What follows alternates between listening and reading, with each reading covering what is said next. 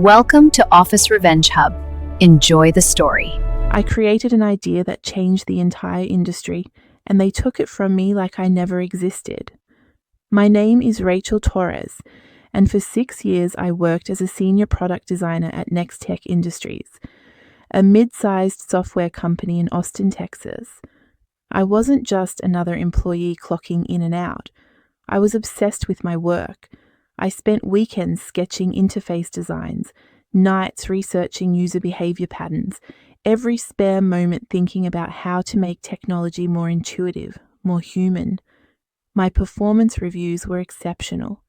My designs had increased user engagement by 47% across 3 major products. But more than the metrics, I had something that kept me up at night with excitement. I had an idea that could revolutionize everything. The idea came to me on a random Tuesday evening in March. While I was watching my mother struggle with her smartphone, frustrated by interfaces designed for people half her age, with twice her technical literacy, she kept saying, "Why is this so complicated? Why can't it just understand what I want?" And something clicked. What if software could actually adapt to individual users? Not just through settings and preferences, but through genuine learning, an interface that evolved based on how you actually used it, that anticipated your needs, that became more intuitive the longer you used it. Adaptive interface technology. AI-driven personalization that made every user experience unique. I knew immediately this was big. Not just an incremental improvement, but a fundamental shift in how people interact with technology. I spent 3 weeks developing the concept in secret, working late into the night after everyone else had gone home. I mapped out the architecture, the machine learning models, the user flow diagrams. I built a rough prototype using our company's development tools. It wasn't perfect, but it worked. The interface learned from simulated user behavior and adjusted itself in real time. It was beautiful. I should have protected it. I should have filed for a patent independently. I should have kept my mouth shut and developed it outside of company time. But I was loyal. I believed in Nextech. I believed that if I brought them this innovation, they would recognize its value, invest in its development, and give me the opportunity to lead its implementation. I believed my 6 years of dedication would be rewarded. I was catastrophically wrong. I scheduled a meeting with my direct supervisor, Tom Hensley, the head of product development. Tom was 46, Harvard MBA, 20 years in tech. He had mentored me through 2 promotions and always seemed genuinely supportive. I trusted him. I presented my idea in his office on a Thursday afternoon, walking him through every component, every innovation, every potential application. His eyes lit up as I talked. He asked intelligent questions, pushed me on technical details, explored market applications. The meeting ran 90 minutes. When I finished, he sat back in his chair and said, "Rachel, this is incredible. This could change everything we do. Let me take this to the executive team. I want to present it at next week's strategic planning session." I was thrilled. I spent the weekend refining the presentation, adding financial projections, competitive analysis, use implementation timelines. I imagined leading the project team, maybe even getting promoted to director level. This was my moment. Monday morning, Tom called me into his office. He looked uncomfortable. "Rachel, I presented your concept to the executive team over the weekend. They're very excited about it. There's just one small change to the rollout plan." "What kind of change?" "They want me to lead the project. You'll be on the team, of course, but given the strategic importance and the executive visibility, they feel it needs someone with more senior leadership experience at the helm."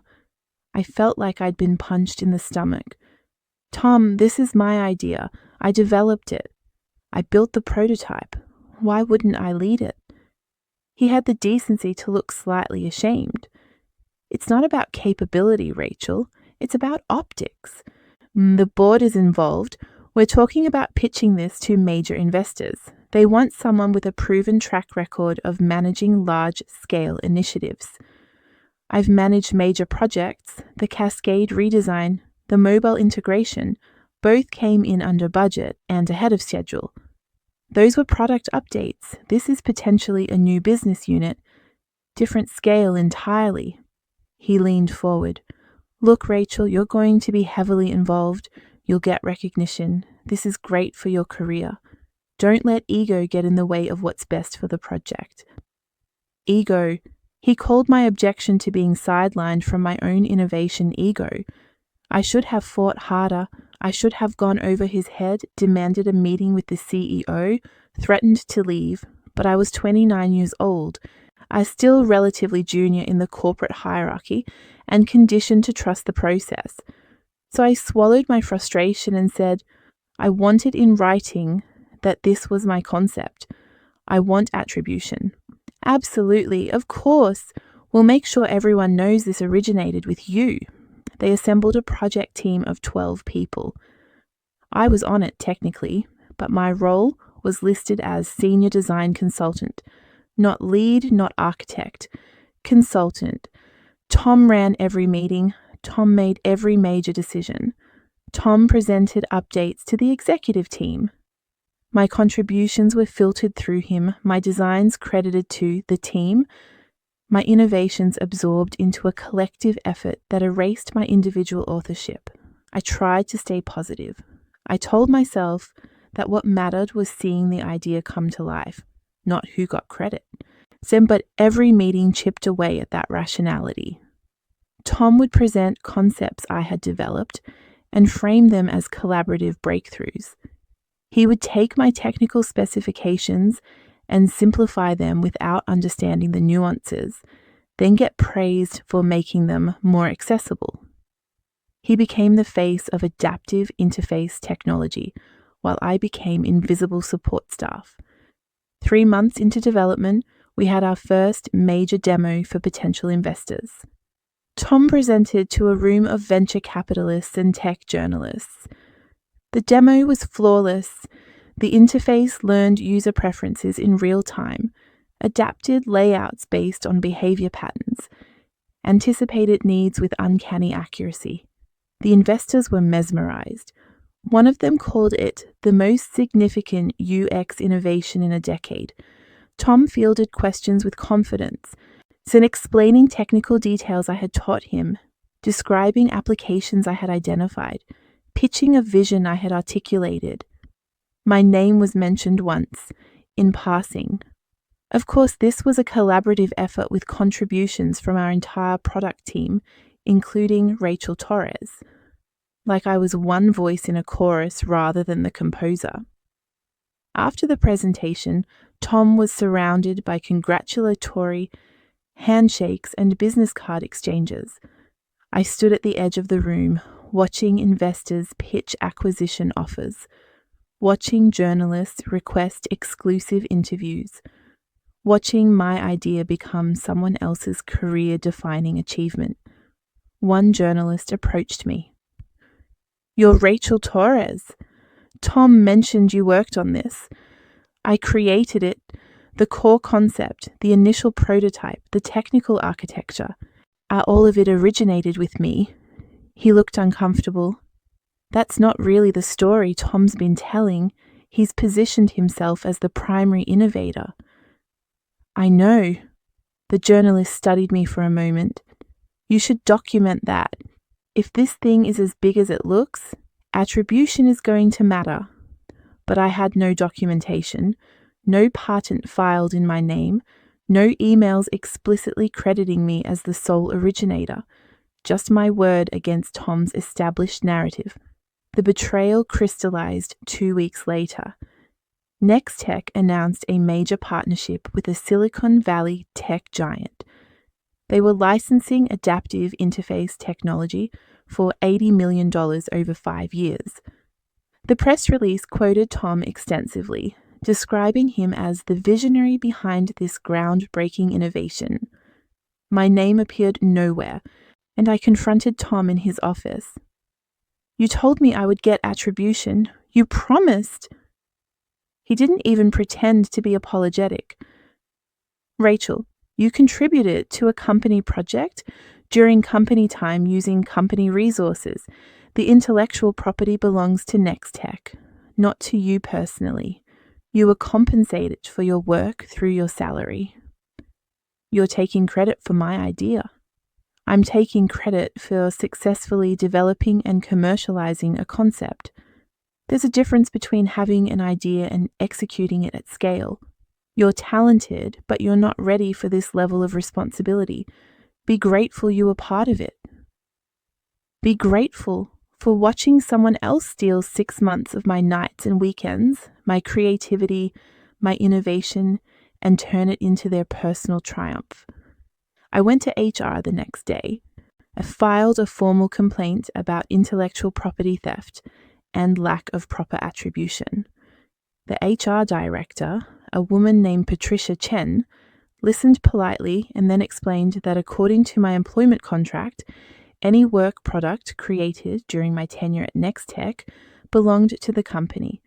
Unless I had developed the technology entirely on my own time, with my own resources, and formally disclosed it as outside work, I had no legal claim.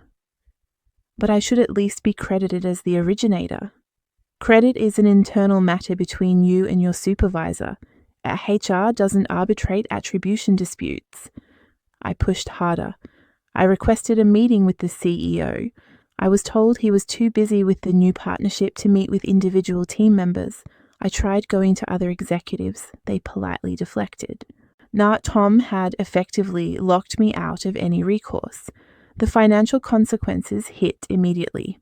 The licensing deal triggered a bonus structure for the project team. Tom received $400,000. The senior developers got $50,000 each. I received $12,000. When I questioned the disparity, I was told bonuses were tied to seniority and project leadership. I had been classified as a consultant, not a core team member.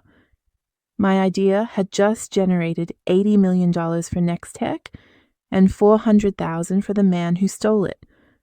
I got $12,000 and a pat on the head. The isolation was worse than the money. Word spread quickly about what had happened. Some colleagues sympathized privately, but wouldn't speak up publicly. Most just avoided me. I had become a cautionary tale, a reminder of how quickly you could be erased in corporate America. People stopped inviting me to brainstorming sessions. Tom actively excluded me from meetings about the technology's next phase of development. I was being iced out of my own creation. I started having panic attacks in the office bathroom, the kind where you can't breathe, where your vision tunnels, where your body physically rejects the environment you're in. I would sit on the closed toilet lid, trying to calm down, wondering how I had let this happen, how I had been so naive, how I had trusted a system designed to extract value from people like me and transfer it to people like Tom. The sleepless nights were brutal. I would lie awake replaying every decision, every moment where I could have protected myself. I should have filed the patent independently.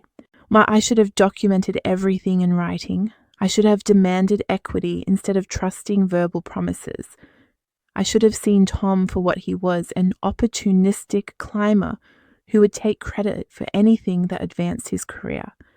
I felt disposable, worthless, like my talent and creativity were just raw materials to be mined by people with better positioning and fewer scruples. I had spent 6 years building my career at Nextech, and it had taken Tom 3 months to erase me from my own achievement. My girlfriend Sarah found me crying at the kitchen table one night at 2 a.m. "You need to quit. This place is destroying you." "And go where?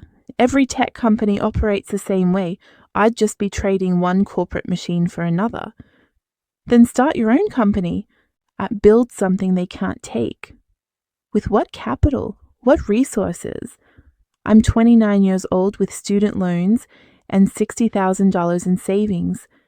I can't compete with established companies." "So you're just going to stay and let them keep using you?"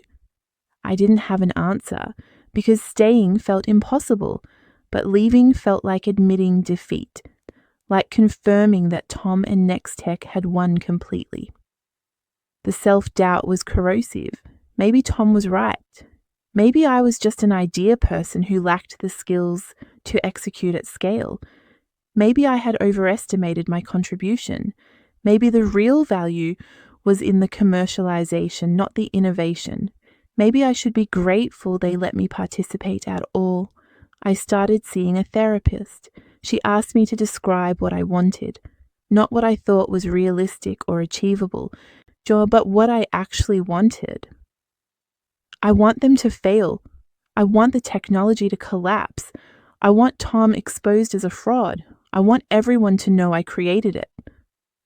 And if none of that happens, if Tom succeeds and you never get public credit, then I want to build something so undeniable that it doesn't matter what he did, something that proves I'm not just an idea person who got lucky once. Which matters more to you, his failure or your success? I sat with that question for a long time because the honest answer was complicated. I wanted both. I wanted revenge and vindication and proof of my worth, but revenge required him to fail, and I couldn't control that. Success only required me to be competent, and competence I could control. That night I made a decision. I wasn't going to quit Nextech, not yet, but I was going to use every resource they had to prepare my exit. I was going to learn everything I could about running a business, managing investors, commercializing technology. I was going to treat Nextech as an MBA program that I was auditing without their knowledge. And when I was ready, I was going to build something that made adaptive interface technology look like a prototype. I started small. I attended every optional training session on business development, financial modeling, investor relations. I volunteered for projects that taught me skills I lacked: supply chain management, vendor negotiations, international partnerships. I wasn't trying to advance at Nextech anymore. I was extracting knowledge. I networked obsessively. Every industry conference, every professional mixer, every alumni event. I collected business cards, scheduled coffee meetings, built relationships with people who had resources I would eventually need. Investors, developers, manufacturing contacts, legal advisors. I didn't pitch them anything. I just listened, learned, and stayed visible. I started a side project. Nothing that competed with Nextech directly, nothing that violated my non-compete agreement. Just a small consulting practice, helping startups with UX design. I worked nights and weekends, the same hours I had spent developing adaptive interface technology. But this time, everything I created belonged to me. The consulting practice barely broke even financially, but it taught me how to run a business, manage clients, deliver projects without institutional support. 6 months passed, then 9. I watched Tom's career trajectory accelerate. He got promoted to VP of Innovation. He gave a TED talk about adaptive interface technology. He was profiled in tech magazines as a rising star. Every accolade felt like a personal insult, but I used the anger as fuel. Every time I saw his face in a publication, I worked an extra hour on my side projects. I failed constantly during this period. I lost clients because I overpromised and underdelivered. I made hiring mistakes, bringing on freelancers who flaked or produced subpar work. I struggled with the business side, invoicing, contracts, tax compliance. It was humbling and frustrating and necessary. Every failure taught me something I would need later. The small wins kept me going. A client who referred 3 more clients, a design project that got featured on a popular design blog, a consulting contract that actually turned a profit. None of it was revolutionary, but it was mine. Built on my name, my reputation, my work. A year after Tom stole my idea, I had a consultation call with a startup founder named Marcus Webb. His company, Streamline Solutions, was developing productivity software for remote teams. He was frustrated with existing tools, felt like they forced users to adapt to the software rather than the other way around. What if the software adapted to you? I said. What if it learned your work patterns and optimized itself accordingly? His eyes lit up. Like adaptive interface technology? That next tech thing? Similar concept, different application, but more sophisticated. True personalization rather than just preference learning. We talked for 2 hours. By the end of the call, Marcus wanted to hire me not as a consultant, but as a co-founder. He had seed funding, small team of developers, and a vision. What he lacked was someone who understood interface design at a fundamental level. I should have said yes immediately, but I was scared of failing, scared of proving Tom right, scared of giving up the security of my next tech salary for the uncertainty of a startup. I told Marcus I needed time to think. Sarah was unequivocal when I told her, "If you don't do this, you'll regret it for the rest of your life. You'll wake up at 50 years old, still working for some company that doesn't value you, wondering what would have happened if you'd taken the risk." She was right. I gave Nextech my 2 weeks' notice the next day. Tom called me into his office when he heard, "You're making a mistake. You're throwing away a solid career for some startup that will probably fail in 6 months." "Maybe, but if it fails, at least it will be my failure, not someone else's success built on my work." He looked genuinely puzzled. "You're still bitter about that? Rachel, grow up. That's how business works. You can either learn to play the game or you can spend your career feeling victimized. I'd rather build my own game." I walked out of Nextech for the last time with a cardboard box and no regrets. Streamline Solutions was exactly the chaos you'd expect from an early-stage startup. We worked out of Marcus's apartment for the first 3 months. The team was me, Marcus, 2 developers, and a part-time salesperson. We had enough funding for 8 months of runway. If we couldn't build a minimum viable product and land paying customers by then, we'd be done. I threw myself into it completely, 18-hour days, 7 days a week. But unlike at Nextech, every hour mattered because it was building something I owned. I had equity. I had decision-making authority. I had the ability to execute my vision without filtering it through layers of corporate bureaucracy. The technology I developed for Streamline was different from adaptive interface technology, more sophisticated. I had spent a year thinking about the limitations of my original concept, the improvements I would make, the applications I hadn't explored. This new system didn't just learn user preferences. It predicted user needs based on contextual factors: time of day, project deadlines, communication patterns, stress indicators. So it was AI-driven productivity enhancement, not just interface adaptation. We called it Catalyst, and it was everything adaptive interface technology should have been if Tom hadn't compromised it for quick commercialization. The first 6 months were brutal. We built the core technology, but struggled to find product market fit. We pivoted 3 times, each time having to rebuild significant portions of the code. We nearly ran out of money twice. Marcus had to inject personal savings to make payroll. I maxed out my credit cards to cover development costs. There were weeks where I questioned everything, where the security of my old Nextech salary seemed like paradise compared to the relentless uncertainty of startup life. But we kept grinding. We landed our first paying customer in month 7, a small marketing agency with 20 remote employees. They loved Catalyst. Within 3 weeks, their productivity metrics had improved by 32%. They referred us to 4 other companies. Those companies referred others. Slowly, organically, we started growing. By month 10, we had 40 paying customers and enough revenue to extend our runway. By month 15, we had 200 customers and enough traction to raise a Series A. Marcus and I pitched to 37 investors over 6 weeks. 34 said no, 3 said yes. We raised $3 million. The revenge started accidentally. I wasn't trying to compete with Nextech. I was just trying to build a sustainable business. But as Catalyst gained users, when people started comparing it to adaptive interface technology, tech bloggers wrote articles about the next evolution in AI-driven UX design.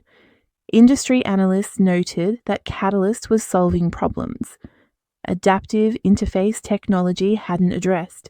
Users started switching from Nextech's implementation to ours. The comparisons were inevitable and unfavorable to Nextech. Catalyst was faster, more intuitive, more genuinely adaptive. It didn't just change interface layouts, it fundamentally altered how users interacted with software. Articles started appearing with headlines like "Why Catalyst is Beating Adaptive Interface at Its Own Game" and "The UX Revolution That Nextech Missed." I didn't initiate these comparisons. I didn't badmouth Nextech or Tom in interviews. I just focused on making Catalyst exceptional. But the market made its own judgments. 18 months after I left Nextech, one of their major licensing partners switched to Catalyst, then another, then 3 more. The $80 million partnership Tom had celebrated started crumbling as companies realized they were paying premium prices for inferior technology. I heard through industry contacts that Nextech was panicking. They had built their growth strategy around adaptive interface technology, and it was becoming obsolete. They tried to upgrade their system, but they had commercialized too quickly, locked themselves into technical architecture that couldn't accommodate the kind of sophisticated AI Catalyst used. They had chosen short-term profits over long-term innovation. Classic corporate thinking. Tom reached out to me via LinkedIn. A simple message, "We should talk." I ignored it. He tried email, then a phone call. Finally, he showed up at our office. We had real office space by then, a floor in a building downtown. My assistant told me he was in the lobby asking to see me. I could have refused. I could have had security escort him out. But I wanted to hear what he had to say. I wanted to see his face. He walked into my office looking diminished, still wearing expensive suits, still projecting confidence, but there was something hollow about it now. "Rachel, thank you for seeing me." I didn't offer him a seat. "What do you want, Tom?" "I want to talk about a partnership. Nextech and Streamline working together. We could integrate our technologies, combine our client bases. There's no reason we should be competing when we could be collaborating." "We're not competing. You're losing." He flinched slightly. "That's not how I'd characterize the market dynamics. 6 of your major clients have switched to Catalyst in the past 4 months. Your licensing revenue is down 46% year over year. Your stock price has dropped 33%. Those aren't market dynamics. That's obsolescence. Which is exactly why a partnership makes sense. We have established relationships, market presence, distribution channels. You have superior technology. Together, we could dominate." I leaned back in my chair. "Do you remember what you told me when I asked for attribution? You said I should be grateful I was part of it, that I wasn't ready for that level of responsibility." "Rachel, that was business. Nothing personal." "It was personal to me. You stole my work and built your career on it. And now that your stolen innovation is failing, you want to steal my new innovation to save yourself. I'm offering you a legitimate business opportunity. No, you're offering me the chance to rescue you from the consequences of your own incompetence. You had a 2-year head start with adaptive interface technology. You had $80 million in licensing deals. You had every possible advantage and you still couldn't maintain market leadership because you don't actually understand the technology. You never did. You just knew how to present it. His jaw tightened. So this is revenge? Destroying Nextech because you're bitter about not getting credit? I'm not destroying Nextech. You're destroying Nextech. When I'm just building something better, there's a difference. He stood up. You're making a mistake. Nextech has resources you can't match. Legal teams, lobbying power, market influence. If you make us your enemy, we can make things very difficult for you. Is that a threat? It's a reality check. I smiled. Get out of my office, Tom. He left. I never heard from him directly again, but he was right about one thing. Nextech did try to make things difficult. They filed patent infringement lawsuits, claiming Catalyst violated their intellectual property.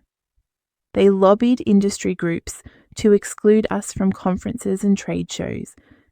They spread rumors to investors about our financial instability and technical limitations. They launched a competitor product with an obviously derivative name, Catalyst Pro, designed to confuse the market, and every attack made us stronger. The patent lawsuit was dismissed when our lawyers proved that Catalyst's underlying technology was fundamentally different from adaptive interface. The lobbying backfired when industry groups saw it as anti-competitive behavior and gave us sympathetic coverage. The rumors fell apart when we published our growth metrics.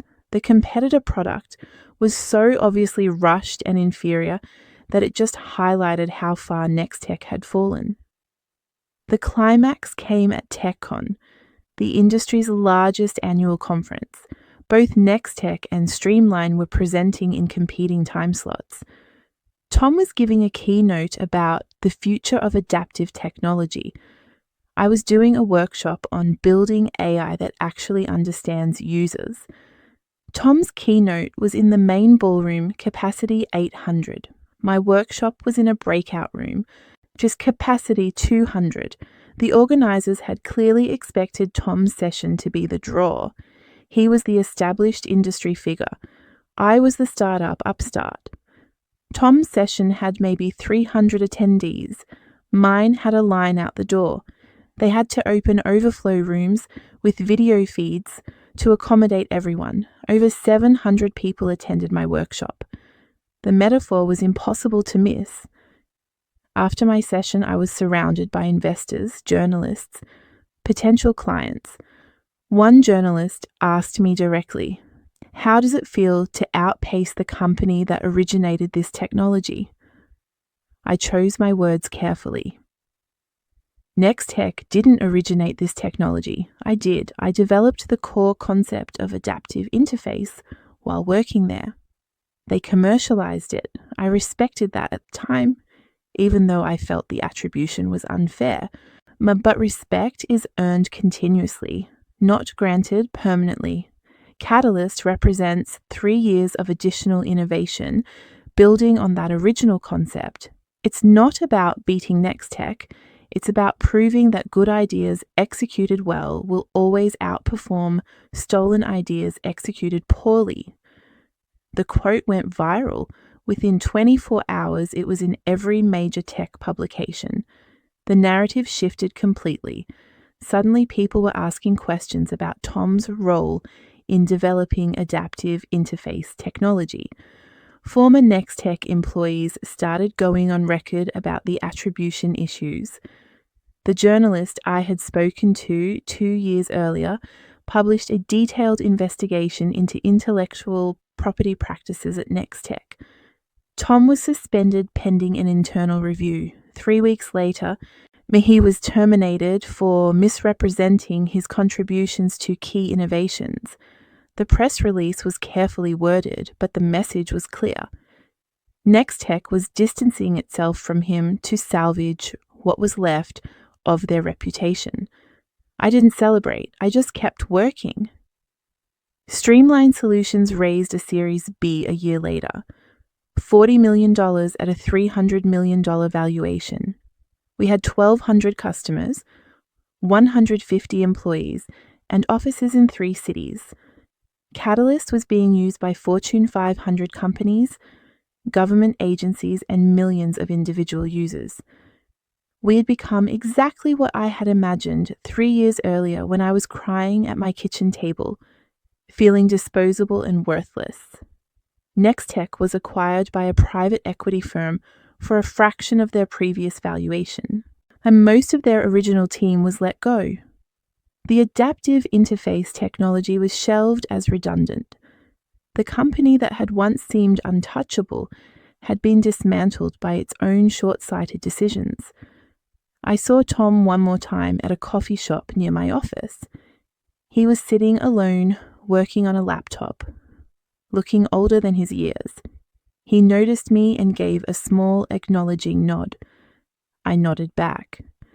There was nothing left to say. His career had collapsed under the weight of his own dishonesty. Mine had flourished because I had chosen to build rather than steal.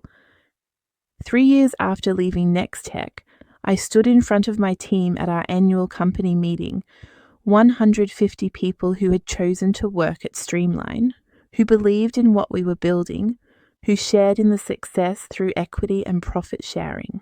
And I looked at them and felt something I hadn't felt in years. Pride, not in defeating Nextech or exposing Tom, but in creating something sustainable and ethical and genuinely valuable. That evening, Sarah and I sat on our apartment balcony, looking out at the city. "Do you ever think about what would have happened if Tom had given you credit?" she asked. "Sometimes I probably would still be at Nextech. Middle management, comfortable salary, modest equity, never knowing what I was actually capable of." So in a way, him stealing your idea was the best thing that ever happened to you. I thought about it. No, him stealing my idea was a betrayal that hurt deeply and could have destroyed me. Choosing to rebuild, to prove my worth independently, to create something better, that was the best thing I ever did. Tom didn't give me success. Why? He gave me motivation. What I did with that motivation was entirely mine. The real lesson wasn't about revenge. It was about self-worth. For 6 years at Nextech, I had believed that my value came from institutional recognition. When Tom took credit for my work, I felt like he had taken my worth, but that was never true. My worth existed in my ability to create, to innovate, to execute. Those capabilities couldn't be stolen, they could only be proven. Tom thought he was taking my achievement when he claimed adaptive interface technology. But achievements aren't ideas, they're execution. And execution requires genuine understanding, sustained effort, and integrity. Tom had none of those things. He had presentation skills and political maneuvering. In the short term, that was enough to steal credit. In the long term, that it guaranteed failure. The revenge I got wasn't about making Tom fail. It was about making myself succeed so undeniably that his theft became irrelevant. He stole one idea, I created dozens more. He built a career on deception. I built a company on competence. His success was fragile, dependent on maintaining a lie. Mine was robust, built on actual value creation. Today, Streamline Solutions is valued at over $1 billion. We've expanded beyond productivity software into AI-driven education, healthcare interfaces, and accessibility technology. We have over 3,000 employees across 12 countries. I'm not just successful. I'm building the future I imagined when I was 29 years old, crying over stolen credit and broken trust. Tom is working as an independent consultant. And I hear he struggles to find clients because his reputation never recovered from the Nextech scandal. I don't wish him failure. I don't wish him anything. He's simply not relevant to my life anymore. The people who matter know the truth. The industry knows I created the foundational concepts that revolutionized UX design. My team knows I built Streamline on integrity and genuine innovation. My investors know I delivered returns by creating actual value. and I know that everything I have was earned through my own talent, effort, and resilience. If I could go back and prevent Tom from stealing my idea, I wouldn't. Not because I'm grateful to him, but because his betrayal forced me to discover who I was without institutional validation. It forced me to prove to myself that I could build something from nothing, and that I could compete with established companies, that I could succeed on my own terms. Those discoveries were worth more than any credit Tom could have given me. When young designers ask me for advice about navigating corporate politics and intellectual property, I tell them this: document everything, file patents in your own name when possible. Never trust verbal promises. But more importantly, know that your value isn't tied to any single idea or any single company. Your value is in your ability to create consistently, to execute effectively, to learn continuously. If someone steals your work, it's painful, but it's not fatal, because you can always create more. The best revenge isn't destruction, it's construction. Build something so good that the theft becomes a footnote in your story rather than the defining chapter. Build something so successful that people forget what was stolen because they're too focused on what you created next. Tom took credit for one innovation. I've created 12 major technological advances since then. He had one brief moment of stolen glory. I have a sustainable career built on genuine achievement. He's remembered as a cautionary tale about corporate theft. I'm building a legacy. That's not revenge, that's evolution. If you've ever been betrayed at work, you're not alone. Where are you watching from right now? Drop it in the comments. Subscribe to Office Revenge Hub for more powerful workplace revenge stories.